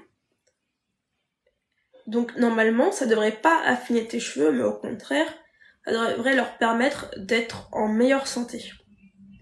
Donc peut-être que c'est pas ça. Enfin moi, j'ai envie de dire que c'est pas les bains d'huile qui ont affiné tes cheveux. Alors je sais plus où j'en suis. Ah c'est là. Je sais pas les bains d'huile qui ont affiné tes cheveux, mais je pense plutôt que, enfin c'est peut-être une mauvaise perception que tu as. Mais c'est intéressant déjà ce que tu fais d'essayer de trouver la raison pour laquelle tu as des cheveux qui sont plus affinés. Après, il y a plein de choses qui peuvent affiner tes cheveux. Hein. Est-ce que tu as déménagé récemment? Pourquoi je dis ça? Parce que quand on déménage, il y a plein de choses, rien que en fait l'environnement qui vont influer sur tes cheveux, même si tu gardes la même routine. Je parle souvent du climat. Si tu passes d'un environnement sec à humide ou l'inverse, un truc très ensoleillé à pas ensoleillé, ça aussi ça va avoir un impact sur en fait l'épaisseur de tes cheveux parce que le soleil ça joue sur ta production d'hormones, sur ta production de cheveux, sur la qualité des cheveux que tu produis. Il y a ça qui va entrer en jeu, mais il y a aussi du coup tout l'aspect eau que tu utilises pour te laver. Donc, en fonction de là où tu habites, t'as pas forcément besoin de changer de pays. Hein. Parfois, même dans un même pays, que tu ailles du nord au sud, tu vas avoir de grandes différences dans la qualité de l'eau. Donc, une eau qui va être beaucoup plus dure. Et ça affine les cheveux. Donc, en général, ce qui affine les cheveux, ça peut être des pratiques, hein. Donc, si t'as commencé à utiliser un sèche-cheveux, bien sûr, ça va affiner tes cheveux, tout ça. Mais ça peut aussi être la qualité de l'eau que tu utilises. Si tu vas plus, enfin, il y a l'eau de la plage aussi. Si tu vas maintenant à la mer, etc. Il y a le fait que dans l'environnement, t'as un environnement avec plus de vent. Le vent, ça a tendance à taper sur les cheveux et en fait favoriser le phénomène d'érosion. Donc tes cheveux vont s'affiner. Et après, il y a toutes les raisons physiologiques. Ton corps fabrique des cheveux plus fins parce que tu n'as pas assez de nutriments, ou alors peut-être que t'es malade, ou parce que tu dors plus assez, par exemple. Il y a plein de choses qui font que la santé aussi c'est très important. Et il y avait un autre point que je voulais dire qui pourrait aussi expliquer pourquoi tes cheveux sont affinés. Attendez, je vais réfléchir quelques secondes. Donc j'ai dit tu n'es plus malade. Bon après, ouais, t'as peut-être fait une coloration, un truc comme ça. Ah oui, les hormones. Les hormones aussi, ça joue beaucoup. Donc si t'as un dérèglement hormonal, tout ça. Alors, Trisha, si j'éclaircis mes cheveux, faudra plus les hydrater que d'habitude. Ah, alors, la décoloration des cheveux, ça vient directement impacter la fibre capillaire de tes cheveux. Ok? Donc, il faudra les hydrater plus que d'habitude, mais aussi il faudra faire plus de soins protéinés. Parce que, comme je l'ai dit, c'est la fibre capillaire directement qui est impactée. Et donc, elle aura besoin d'être... Ah, pardon. Elle aura besoin d'être fortifiée, elle aura besoin d'être... comment on appelle ça? Ouais, d'être réparée, etc. Ça va être avec des soins protéinés. Et ben, tu fais plus de soins protéinés. Comme ça, ils vont mieux retenir l'hydratation. Et surtout, si tu vas les éclaircir, on va pas éclaircir des cheveux qui sont déjà abîmés. Sinon, ça va être une cata. Donc, avant, fais en sorte d'avoir des cheveux qui sont en bonne santé. Et n'hésite pas à faire un soin protéiné avant. Quand je dis avant, c'est pas tout de suite avant, ok? Mais 1 à 2 semaines avant.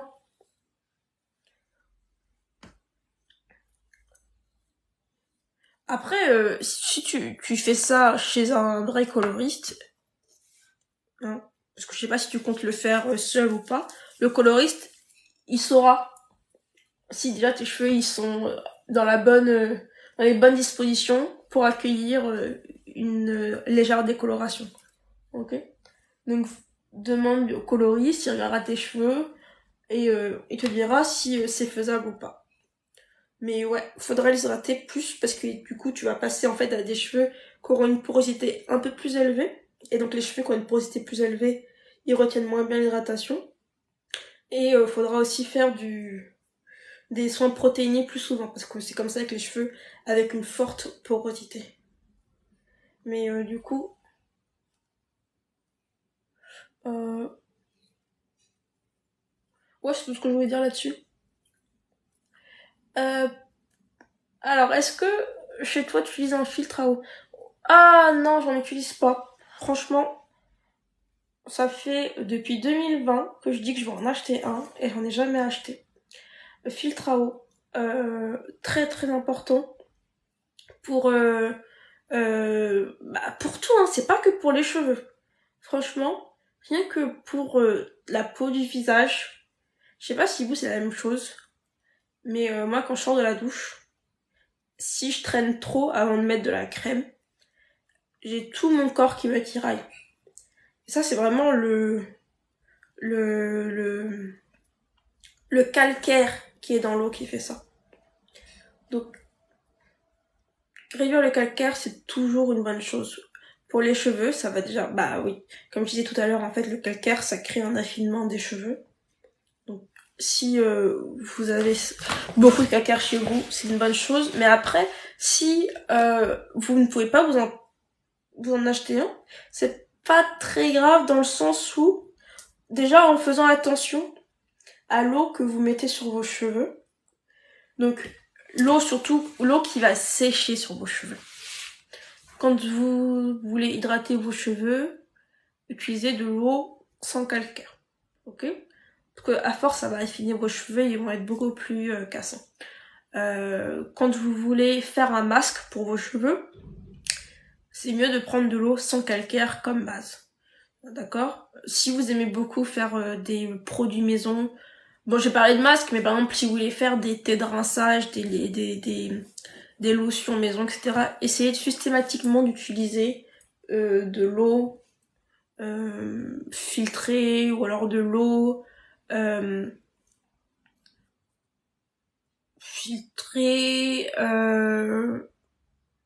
de l'eau minérale ou de l'eau déminéralisée. Alors moi, j'utilise de l'eau filtrée. Je vais vous montrer. Alors, ça c'est ma bouteille d'eau. Alors là, vous voyez là, ce qu'il y a au fond,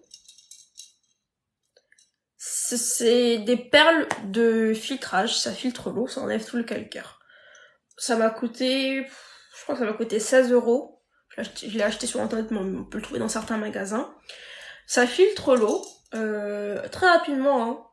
Bon, une bouteille entière, ça prend 30 minutes. Et c'est ce que j'utilise pour faire mes soins pour les cheveux et pour boire aussi. Et ça dure 10 ans, donc vraiment, c'est un bon rapport qualité-prix pour filtrer de l'eau. Et j'utilise ça pour faire aussi mes eaux de rinçage. Donc quand j'ai fini de laver mes cheveux, je prends une bouteille d'eau avec de l'eau filtrée. Parfois je mets du vinaigre de cidre, parce que le vinaigre de cidre, ça réagit avec le calcaire qui est dans l'eau, et du coup il y a plus de calcaire qui est dans l'eau, et en plus ça fait une eau qui est légèrement acide, ou je fais un thé de rinçage, et je prends cette eau-là qui est filtrée. Voilà ce que je fais. Mais après, j'ai toujours voulu prendre un filtre, mais le problème c'est qu'il y a plein de types de filtres, et malheureusement, en général, c'est un engagement à long terme. C'est-à-dire que quand tu installes un filtre pour filtrer l'eau de chez toi, il va falloir souvent remplacer le filtre. Donc ça, c'est quelque chose à prendre en compte. Après, je sais qu'il y a des choses qu'on peut acheter facilement sur Amazon, enfin sur internet, qui s'installent sans avoir besoin d'un plombier. Et il y a ma soeur qui a acheté, je crois qu'elle a acheté chez Action, ou Leroy Merlin, je sais plus. Enfin, en tout cas, c'était un de ces petits magasins. C'est un pommeau de douche avec des perles d'argile qui filtrent l'eau. Et elle m'a dit que vraiment elle a senti une différence parce qu'elle avait plus la peau qui tiraillait après les douches. Et ça a pas coûté très cher, hein. Je crois que c'était 10 €. Ouais. Donc ça aussi, vous pouvez prendre pour vos cheveux. Et ouais, moi j'ai dit, enfin, quand je l'ai vu, c'était il y a un an, et ça fait un an que je me dis, ah, il faut que j'aille chez Action pour acheter la même chose, et je l'ai toujours pas fait. Mais je l'ai toujours pas fait, mais après c'est pas très grave parce que comme je fais les rinçages à la fin, c'est toujours... Ah, toi aussi t'as le tiraillement. T'es déjà sur Amazon pour une nouvelle pomme de douche. Ah, mais faites attention, hein. Faut pas se ruiner pour ses cheveux, hein. Ok? Franchement, ils avaient fait une étude et ils avaient montré que les femmes noires dépensaient le plus en produits capillaires que toutes les autres femmes, enfin les autres ethnies, tu vois. Et après le live, tu vas voir les prix. Mais du coup,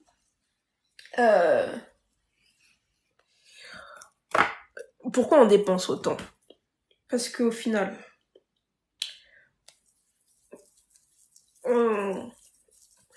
on dépense autant parce que on a une grosse... Bon, après non, c'est pas culturel. C'est pas ça le mot que je cherche. C'est identitaire. Je sais pas si vous voyez ce que je veux dire, mais nos cheveux font partie de notre identité.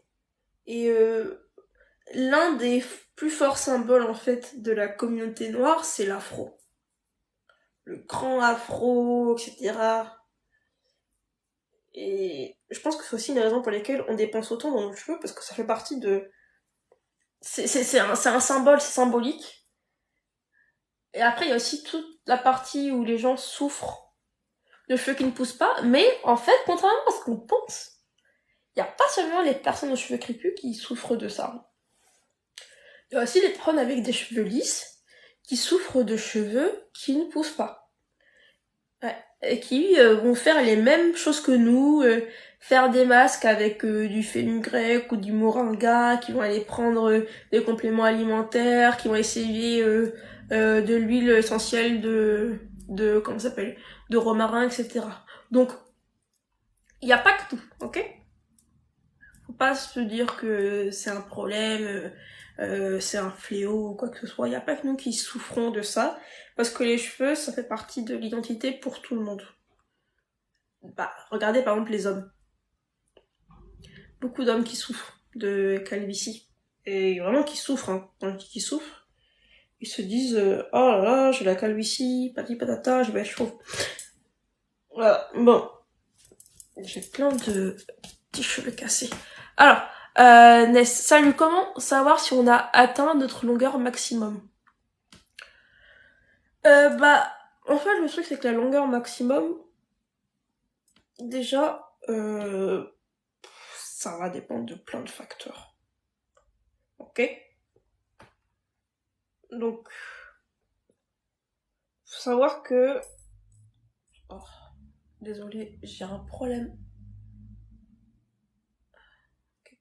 Faut savoir que, en fait, on va avoir une longueur de cheveux qui va dépendre de la vitesse de pousse de cheveux, mais cette vitesse de pousse elle-même, elle est pas fixe parce que ça va dépendre de la période de l'année, de si on a été triste ou pas, de si on a été malade ou pas. Et bref, il y a plein de choses qui vont en fait influencer la longueur maximum.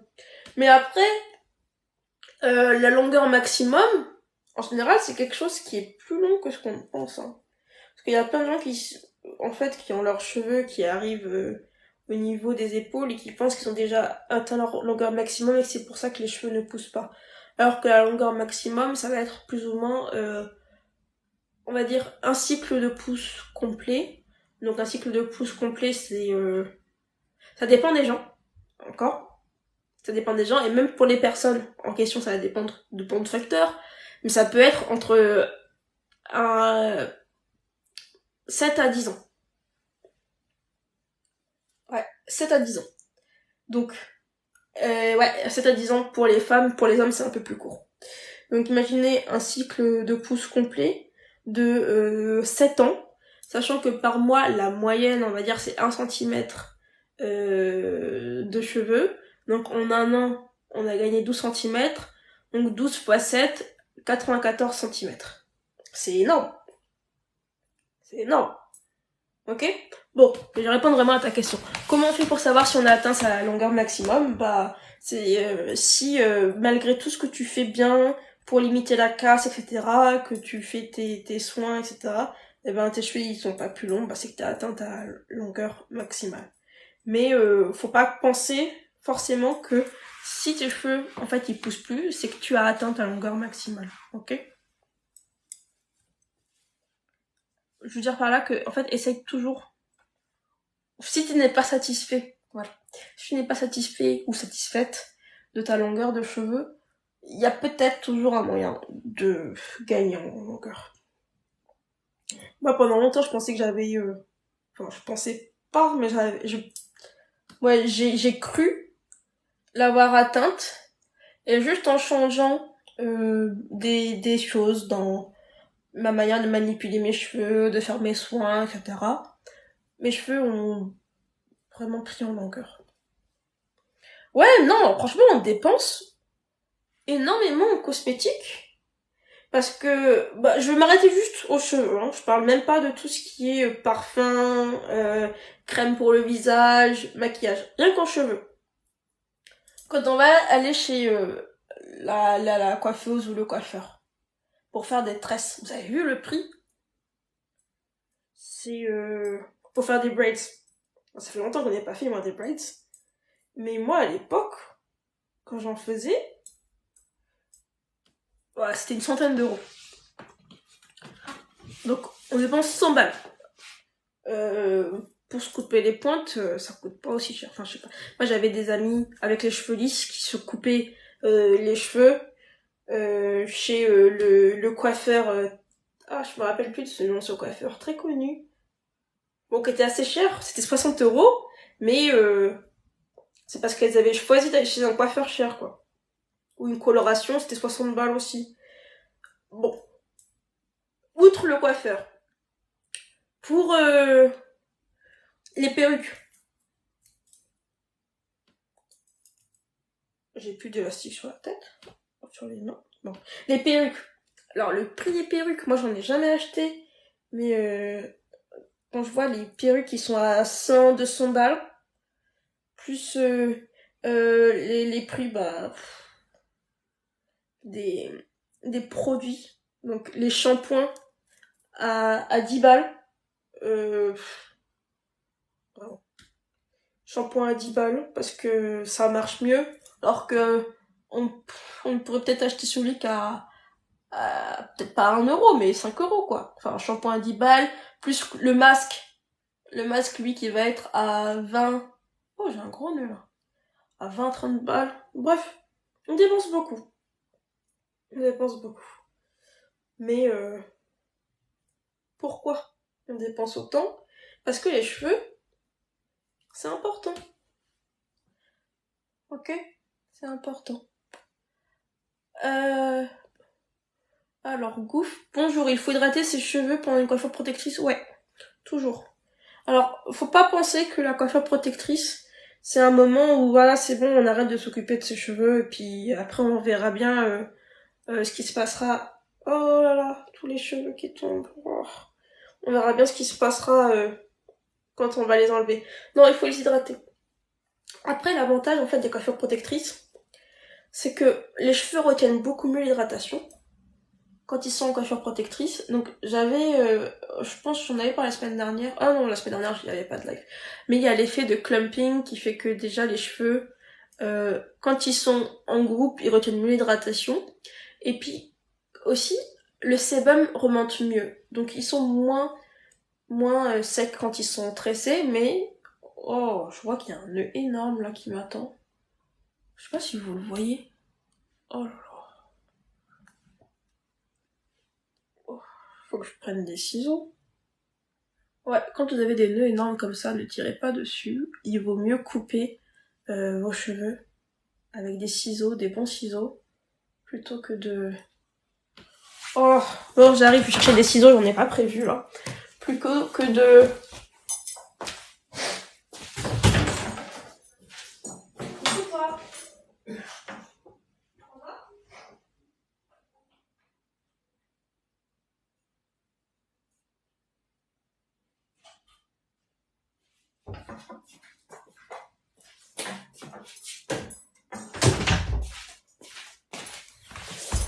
Ok, je suis de retour. Donc, la coupe. Hop. Et voilà, ce nœud énorme, là, je pouvais rien faire avec. Ouais, donc je disais, quand on fait comment ça s'appelle? Coiffure protectrice, il faut quand même s'hydrater, mais moins souvent. Du coup, parce que ça retient beaucoup mieux l'hydratation. Mais faut savoir que les cheveux qui sont à l'intérieur d'une tresse ou d'une vanille, ils vont être bien protégés, mais tous ceux qui sont à l'extérieur, et ceux qui sont au niveau des pointes, eux, ils vont quand même être, en fait, ils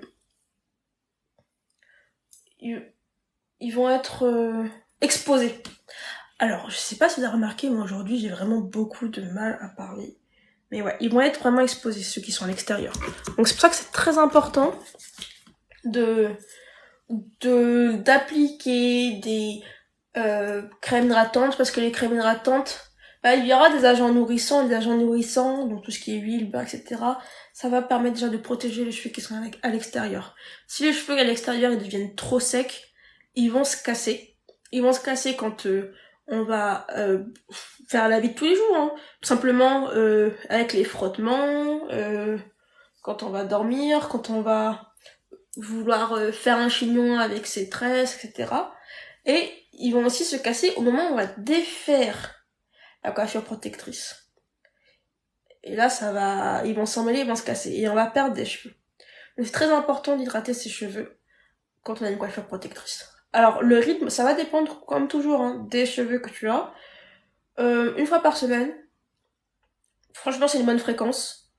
Une fois par semaine, peut-être 2 fois par semaine si tu as des cheveux à forte porosité. Mais une fois par semaine, c'est une bonne fréquence. Et bien faire attention à ce que les produits pénètrent dans la tresse ou la vanille que tu cherches à hydrater. Donc ça, c'est vraiment en massant bien. En massant bien et en utilisant des produits qui sont très fluides, bien liquides. Voilà. Et là, non, ouais, franchement, elle aime tout est cher. Les perruques, moi, j'ai jamais acheté des perruques. Je pense que une grande raison, c'est parce que ça coûte cher. Les perruques, à l'époque, c'était les défrisages aussi. Quand j'étais petite, c'était un investissement avec des frisages. Mais il y a Amazon. Franchement, Amazon, c'est devenu plus cher qu'avant. Hein. Vraiment, c'est devenu plus cher qu'avant. Ça reste quand même l'un des endroits les moins chers pour se procurer des produits de bonne qualité, des huiles, etc. pour les cheveux. Après, moi j'ai un problème avec Amazon, c'est que j'achète trop dessus. Et faut faire attention parce que très vite ça monte, hein, vraiment. Une fois j'ai amené mon père à Amazon et non, c'est une petite anecdote mais très drôle. Et on a commencé à mettre plein de trucs dans le panier et tout, parce qu'on voyait 1 euro, 2 euros, on se dit ah ça va, c'est pas cher. Et quand on est arrivé à la caisse, on en a eu pour 77 euros, enfin 80 balles quoi. 80 balles. On s'y regardait. Bon, mon père a sorti sa carte, donc c'était pas grave, j'ai pas dû payer, mais quand même. Après cet épisode-là, je pense que j'ai arrêté d'acheter pendant, ouais, j'ai presque un an. Je voulais plus acheter là-bas, je me dis non, franchement, là, voilà, faut avoir conscience de ce qu'on fait, conscience de tous ces trucs. Et en plus, j'ai acheté tellement de trucs, il y en a que j'ai jamais réussi à finir. Enfin, il y a eu des huiles qu'on pourrit, euh, bref, des choses que j'ai fait tomber par terre parce que je suis maladroite. Bref, tout ça, ça fait réfléchir. Mais ouais, et puis si vous avez l'habitude d'Amazon, vous savez que si vous avez la carte de fidélité ou vous achetez en ligne, quand vous achetez, on vous fait le chèque cadeau. On m'avait fait un chèque cadeau. Et donc il y avait la fou, j'étais allée avec mon père et en fait j'avais commandé quelque chose pas si longtemps que ça avant, peut-être 2 ou 3 semaines avant. Et du coup ils ont compté les 2 trucs dans le chèque fidélité. Et j'avais un chèque fidélité de, je sais plus trop combien. C'était 30 euros de réduction pour un minimum de 150 euros d'achat. Pour vous dire à quel point j'avais trop dépensé. C'est que c'était ça le chèque cadeau, quoi. Je me suis dit, ah ouais, non, faut arrêter. Et du coup, pendant une longue période, j'ai décidé d'arrêter, mais j'ai pas réussi à trouver la même qualité pour le même prix. Donc, si vous avez des recommandations de marques, de produits pour cheveux, pas cher, de qualité, je suis preneuse. Alors, si vous êtes avec moi depuis le début du challenge, vous savez que je suis pour le Black Owned. Donc si c'est Black Owned, c'est toujours mieux pour moi. Désolée, je me suis concentrée sur le nœud là, parce que j'ai un gros nœud. Donc c'est toujours mieux pour moi, mais voilà. Moi, j'en connais pas trop. Donc moi aussi, je vais vous partager du coup les marques de produits pour cheveux qui sont, je pense, à prix abordable, Black Owned. Bon, alors, il y a WAM. W-A-A-M. WAM. C'est assez connu. C'est comme Amazon. Alors, c'est une marque Black Owned. Ça a été créé par une Sénégalaise. Je trouve un petit peu... Bon, c'est plus cher qu'Amazon. De toute façon, toute nouvelle marque aura beaucoup de mal à proposer des tarifs aussi attractifs qu'Amazon. Franchement. Parce que... Super cher. Oh non, je vais encore devoir couper. Vous voyez, ça c'est ce que j'appelle transformer une coiffure protectrice en coiffure destructrice. C'est quand on a des gros nœuds comme ça. Ah non, j'ai réussi à l'enlever, super. C'est quand on a des gros nœuds comme ça et qu'au final on a plus de casse que Enfin, qu'on a de la casse tout court, hein. Parce que quand on a de la casse, c'est qu'on n'a pas à atteindre notre objectif, hein.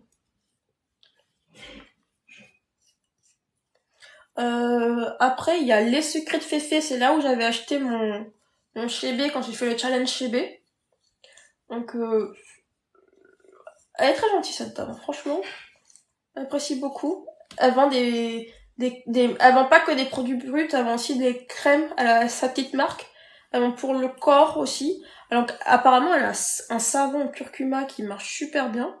Donc, si vous cherchez quelque chose pour unifier votre teint, etc., apparemment, il marche super bien. Moi, j'ai jamais essayé. Et après, il y a la marque Anaf Air pour le gel de cuir. C'est tout ce que j'ai en tête là, comme marque Placount. Donc voilà. Ok, alors, je vois qu'il y a plus trop de questions depuis un petit moment. Donc moi, je vais vous rappeler du coup les objectifs pour cette semaine. Ceux qui sont comme moi et qui ont gardé les vanilles 4 semaines, il faut les défaire. Ouais, non, il n'y a pas de... c'est pas négociable. Il faut défaire les vanilles et on recommence sur de bonnes bases. Donc, avec un bon shampoing, pas forcément un shampoing clarifiant, mais ouais, franchement, un bon shampoing et on recommence sur des bonnes bases. Moi, j'ai fait le choix de faire un retwist. Ça veut dire que je défais pas toutes mes twists d'un coup, mais je défais que celles que je refais. Ok? Donc, pourquoi je fais ça? Alors, c'est parce que ça permet de limiter les nœuds. Donc moi, comme j'ai beaucoup de densité, mes cheveux s'en mêlent très très rapidement. Donc avec un retwist, ça permet de limiter les nœuds, surtout au moment du shampoing. Vous n'êtes pas obligé de faire le retwist, mais ça peut vous aider à gagner plus de longueur pendant le challenge. Et après, comme d'habitude, hein, toujours l'hydratation, toujours les massages. Donc, moi, j'ai des choses à faire, comme d'habitude. Donc, merci beaucoup pour votre présence au live. Merci beaucoup pour toutes les questions, etc. Comme d'habitude, on se donne rendez-vous dimanche prochain. Donc, j'espère que je commencerai pas en retard cette fois-ci. Et merci beaucoup pour votre participation. Et passez un bon dimanche. Au revoir. Alors, que je coupe le truc maintenant. Ah, merci beaucoup pour tous les likes. Merci. À dimanche prochain. Salut.